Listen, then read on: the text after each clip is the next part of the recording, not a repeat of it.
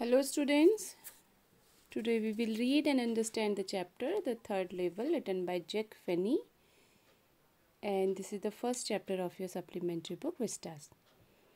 Jack Finney is an American writer, and in this chapter basically he's telling about the experience of the protagonist of the chapter, the main character of the chapter. He tells about his experience of going in a place which actually does not exist in the world.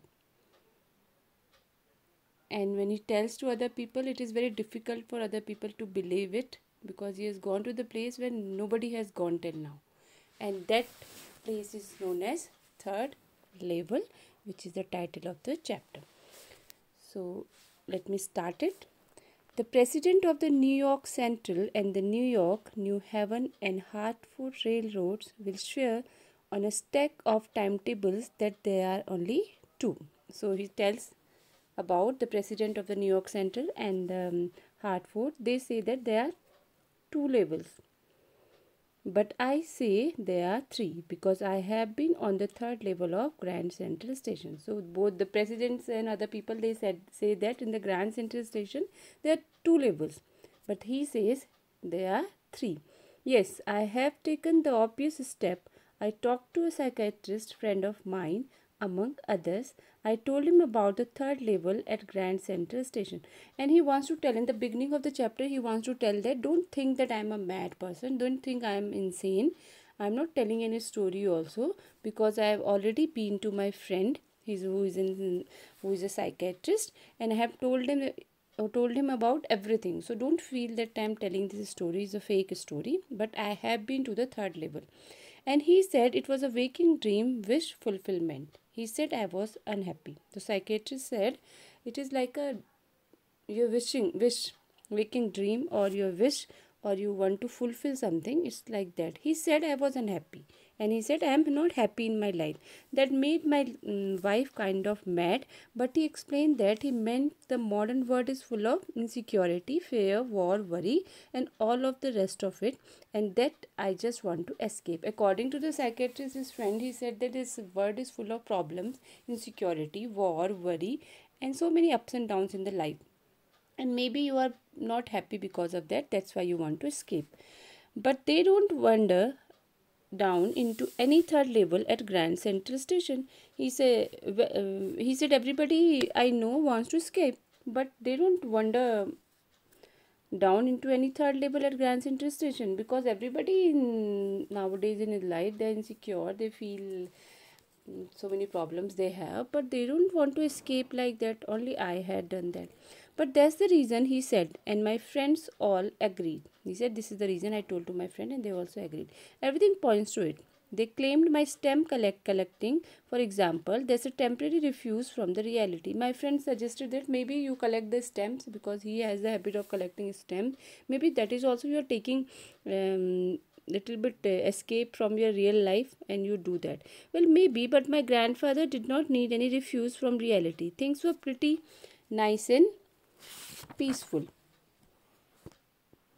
in his day. He said this can't be the excuse of my collecting stamp, because my grandfather also used to do that, and he started my collection. It's a nice collection, 2 block of 4, practically every US issue, first day covers, and so on. So many things he used to collect from the newspaper and other tickets and all. President Roosevelt collected stamps too, isn't it? President Roosevelt also used to collect a stamp like me. Anyway, here is what happened at Grand Central. One night last summer, I worked late at the office. I was in a hurry to get uptown to my apartment, so I decided to take the subway from Grand Central, because it's faster than the bus. He said I was coming one day. Now he's telling the story how it happens, how I reached to the third level. He said one day I was coming back from the office and it was too late, and I thought I will take subway. I'll not go in the bus, because that is faster than the bus. Now I don't know why this should have happened to me. I am just an ordinary guy named Charlie. He said, I don't understand going to a new place, going to third level, which does not exist in the world, and nobody knows it. Nobody has ever gone there. I don't think why it happened to me. I don't know why it happened to me. And my name is Charlie. His name is Charlie. 31 years old, and he's 31 years old. And I was wearing a tan gabardine suit and a straw hat with a fancy hat. Gabardine, you can say, woolen suit he was wearing, and hat also, and fancy band. I passed a dozen men who looked just like me, and I wasn't trying to escape from anything. He said, when I went to that place, so I saw there were so many people crossing me, and they were exactly like me. They were wearing everything as I wore.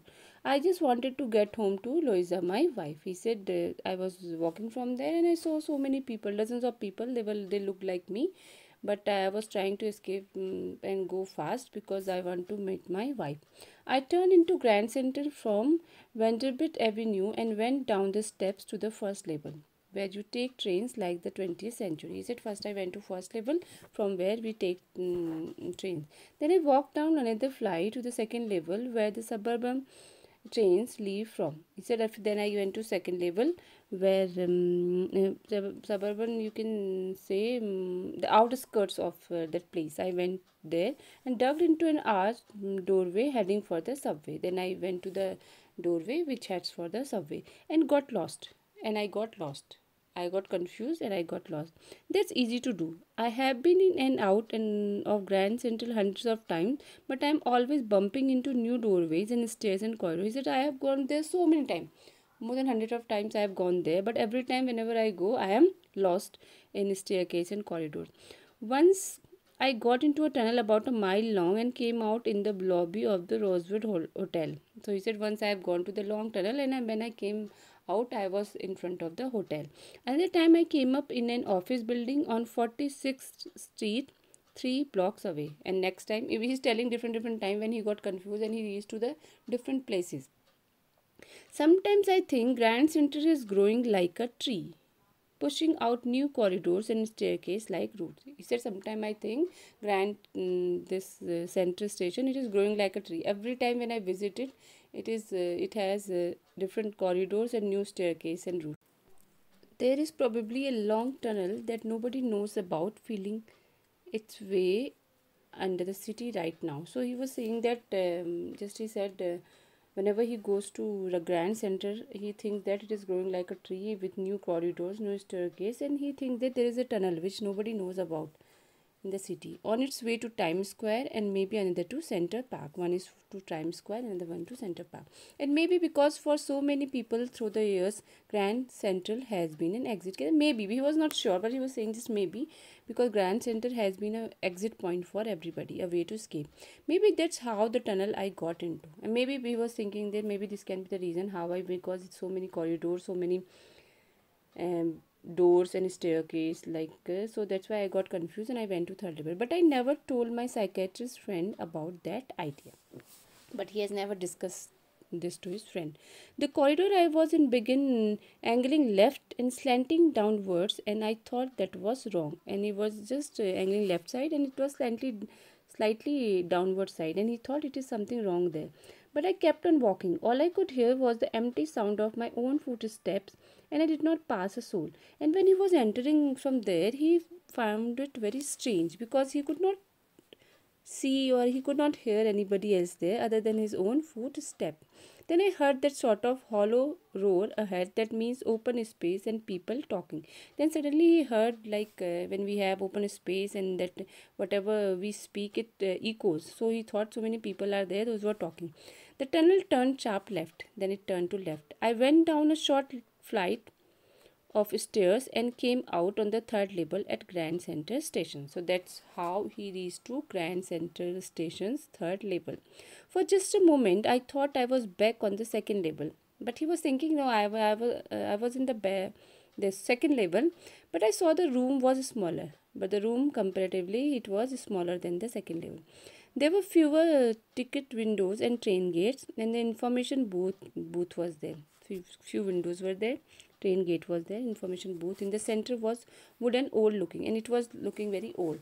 And the man in the booth wore a green eye shade and long black sleeves protector. He was wearing that. The lights were dim and sort of flickering. Lights were very dim. Flickering means about to die. They were looking like they were about to die, and they were very dim. Then I saw why they were There were open flame gas light, and then he saw that there were open flame gas lights also there in the third level.